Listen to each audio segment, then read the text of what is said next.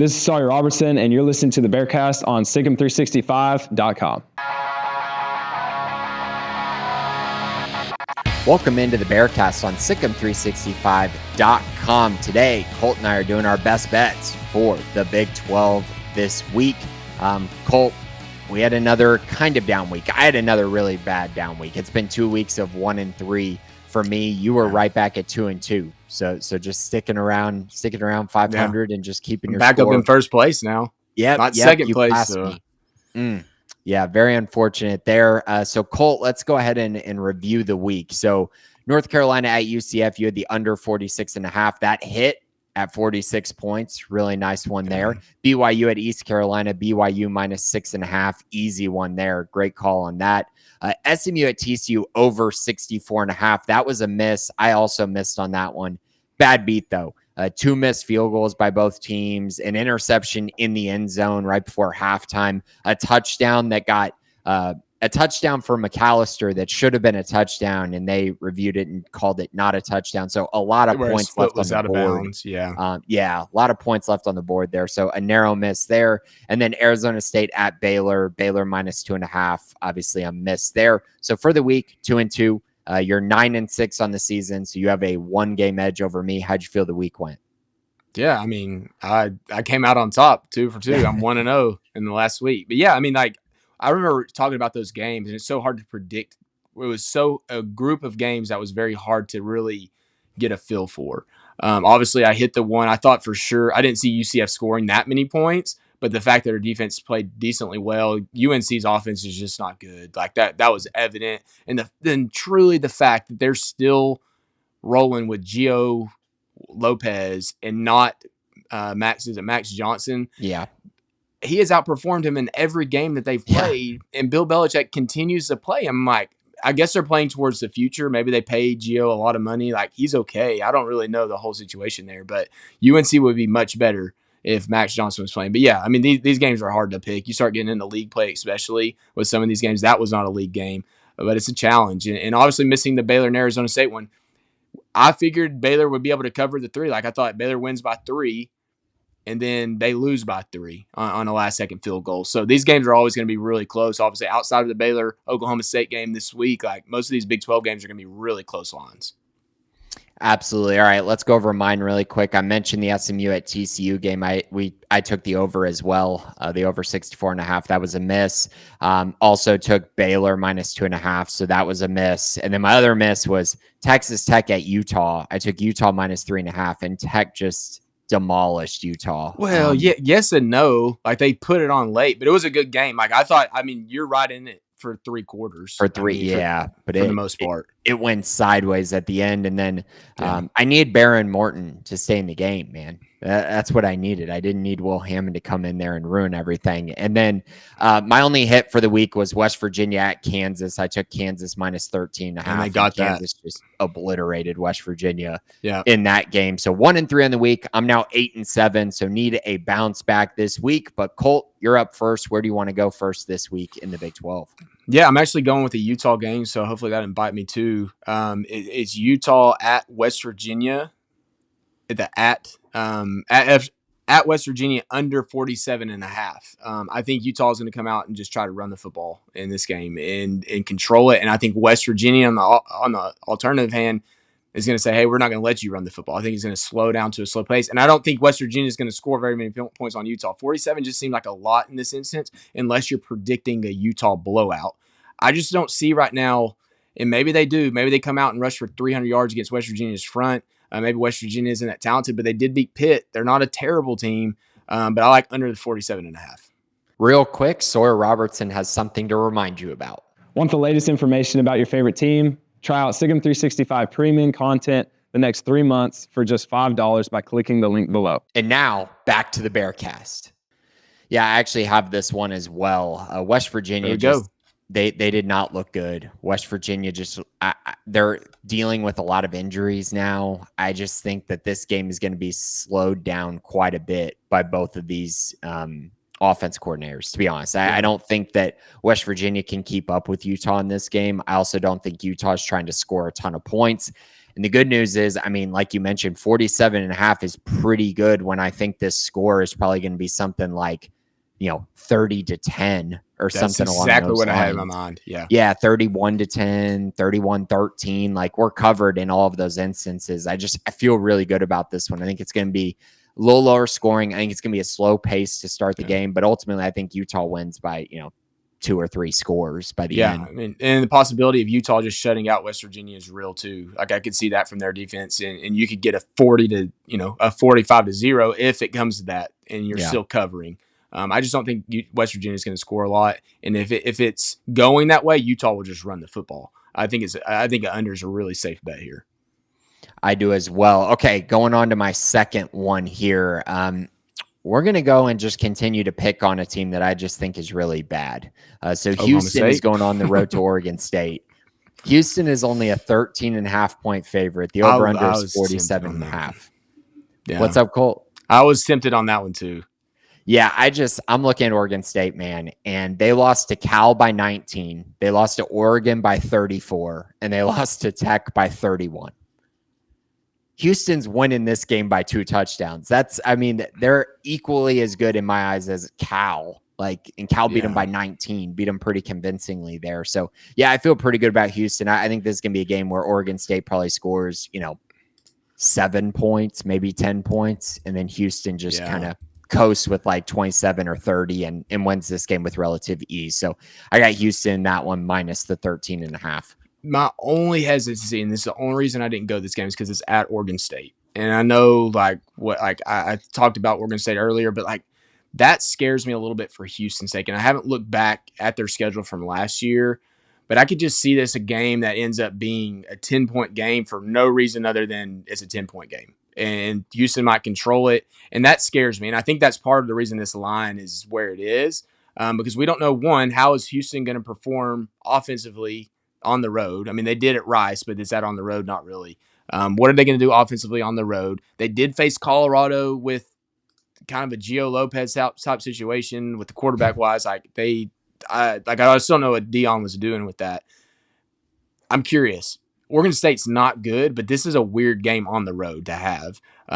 Oregon State's going to want to win this game. They're going to essentially need to win this game, and I think they have a quarterback that could play into that a little bit. Curious to see. I just couldn't take it myself.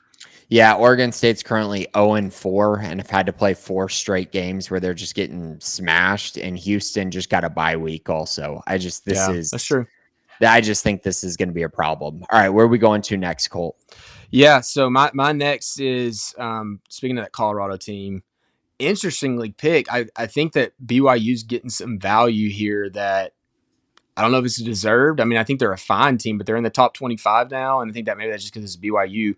But I really like Colorado to cover 6.5 versus BYU at home. And the only reason for that is because I think Caden Salter's their best quarterback, and people are just stuck on what happened at Houston and what went on there, and then just what is Colorado really. But when Caden played, they went toe-to-toe with Georgia Tech.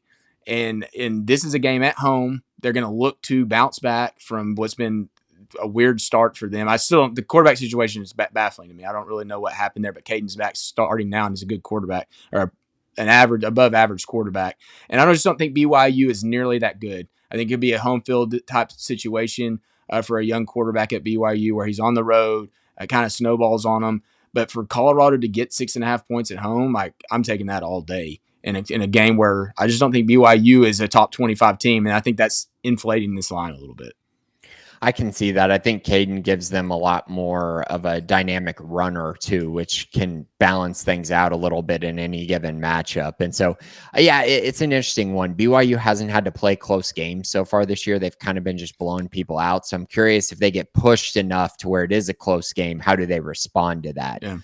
That's going to be interesting. And they're never as good away from home as they are at home. Like, they're such a good home team, but when they go away from Provo, sometimes they do run into some issues.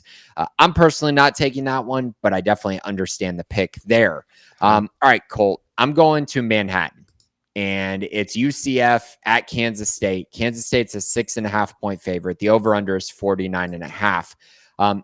Honestly, I really, really want to take Kansas State Like, I wanted to take them to win this game. I just can't imagine Chris Kleinman's team being this bad all year long. I don't believe in UCF, but I just am nervous because I don't know just how bad Kansas State really is. So for me, I'm taking the under here, the under 49.5. I think that, I think this is going to be kind of a slugfest. I think Kansas State really needs games to be played in the 20s, maybe even lower than the 20s. Like, I think the way their offense is playing, they really need to slow down the tempo, and they really need to just run the football, allow their defense, some time on the sideline so that they're not just on the field constantly. And I think if those things happen, then I think they can win this game with a relatively low score and kind of take care of business. So I think it's going to be something like 24-20, something along those lines. I think Kansas State wins this game, but I'm a little nervous about kind of just my impressions of what I thought Kansas State was going to be at the beginning of the year clearly has not happened, and a lot of people's thoughts on them. So I'm not going to allow that to cloud my judgment. So I'm just going to go with, I think their defense is still pretty good. I think they're going to slow down UCF, and I think this is going to be a lower scoring game. Yeah, I mean, and they're playing one possession games right there. They're for the season in one possession games. They're 1-3. Kansas State is. I mean, they're playing close games now. Should all those games been close? Probably not. I mean, you lose to Army and you barely escape. They should be 0-4. I mean, they got bailed out in that game against North Dakota. But yeah, Kansas State's weird, man. Like, I'm even looking toward the Baylor game in 2 weeks. We're going to find out more about Kansas State this week against UCF, so I'm really going to be watching this one closely. But right now, their offense is not good. Do they get healthy? What's the running back situation? He was back in their last game. Jerron Bradley, who was supposed to be one of their better playmakers at receiver, has been hurt. Maybe they get right and they play a little bit better. But right now, I don't trust them. And they're playing one-score games, so I would almost go to them winning but not covering and going with the points to the opponent. My mind just went blank. They're even playing UCF. But, yeah, I would almost go towards that direction because it's going to be low scoring. Not a lot of opportunities to separate. And if it ends up being a 3-point game, I wouldn't be surprised at all. But I like the under too. All right. Where are you going next, Colt? Yeah. So my last one is actually a team that I don't know they're winning, but I don't know how good they are right now. And mainly because of their win against Kansas State, and they beat Iowa, which the rivalry, you just never know. That game doesn't ever mean anything. But Iowa State, I like the over of the Arizona-Iowa State game. And that seems strange to pick an over in an Iowa State game because they play so many low-scoring games. But I think that Arizona is a little deceptively good offensively. And I don't think Iowa State's nearly as good defensively as you kind of expect them to be on paper. They do like to slow the games down. They're not nearly as explosive offensively as they have been at the receiver position specifically. Iowa State's not. So, but I think that they're able to take advantage in the run game while Arizona is able to create enough big plays offensively. Now, we just saw Arizona at home against Kansas State, and it was only a 40-point game. For some reason, I like this matchup on the road. I mean, at Iowa State for Arizona to go over the 48 and maybe like a 23 or 27-23 type of game. Because I don't know. I think I like Arizona's defense, and it's kind of, I guess in general, it's a weird pick. For some reason, I just like their running game against Iowa State, and I like Iowa State's running game against Arizona. That leads to a really low possession but high efficiency game.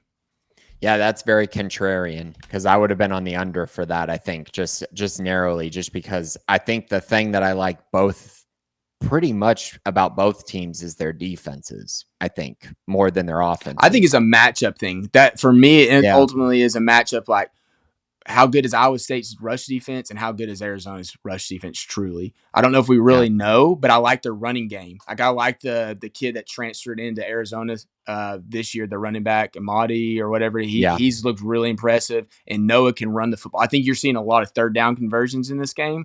So you see a low possession but a high scoring game based on those possessions, where I think this is going. Yeah, Amadi ran all over Baylor in 2023. In Texas State. Dude, that team was loaded. You think about Cole Wilson, Ashton Hawkins, TJ Finley was on that Texas State team. Yeah. Like, they were dudes. TJ's been like this 10th school now. So and that was still like the best game of his life. No one could tackle TJ Finley on that night in Waco. So yeah, that was a theme for Baylor that season too. So yes, it absolutely was. All right, Colt, let's move on to our last pick of the week. Baylor at Oklahoma State.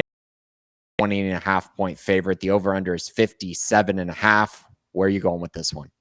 Yeah, I mean, just based on my prediction, I'm going with the under. I could see like a 42-10 type game, give or take a few points, but that still puts you right at the under. I think Baylor gets out.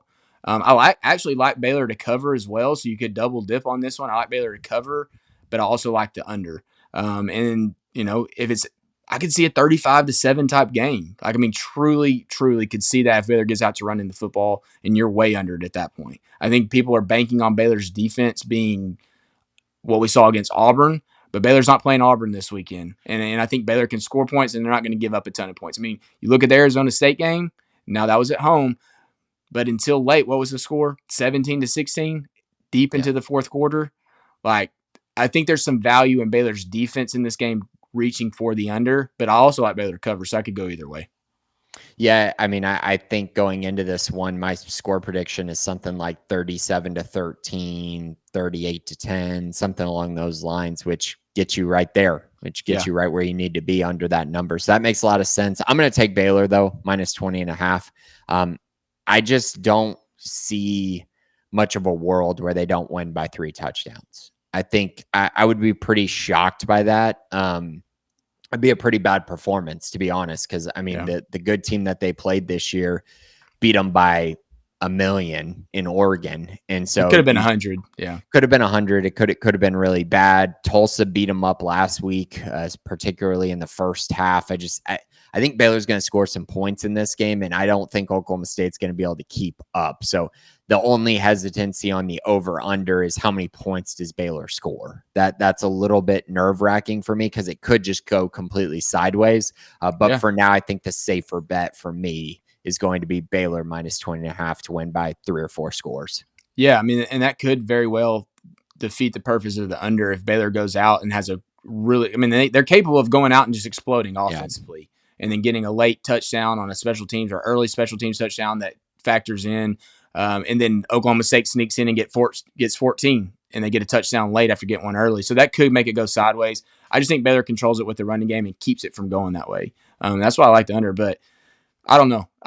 Weird things happen in Stillwater, and I think as a Baylor fan, you're kind of scarred from that. So who knows with this game? But, if Baylor loses this one, they have bigger troubles than what I'm guessing on this line. Absolutely. So that is it for this week. Hoping for a bounce back. Colt's been even, but I know Colt wants to get up in that 3-1, 4-0 range. And I know I do too. Got to get this thing back on track. But thanks everyone for listening this week. This has been the Bearcast on Sikkim365.com.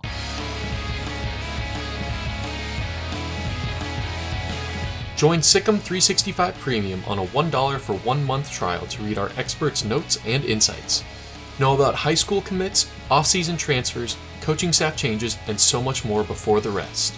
Also, download the Sikkim 365 app on your iPhone today to get instant notifications of breaking news, read up on the latest inside info, easily interact with other Baylor fans on our forums, and get alerts for anything published by your favorite staff members.